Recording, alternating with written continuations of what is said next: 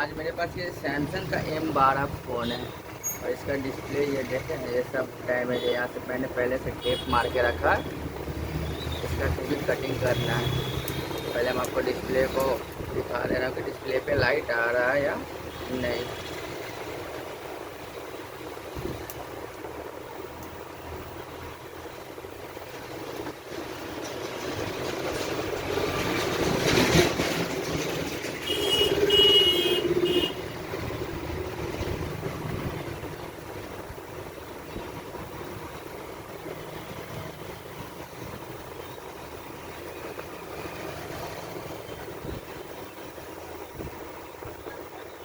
Display on है, मतलब set on है। डिस्प्ले पे लाइट भी आ रहा है, पूरा ग्राफिक्स है।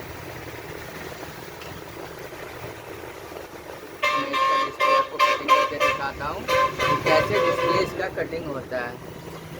ग्लास, इसका जो ग्लास डैमेज है वो ग्लास को कट करके दिखाते हैं। वीडियो में बने रहे। वीडियो अच्छा लगे तो लाइक एंड सब्सक्राइब जरूर करें।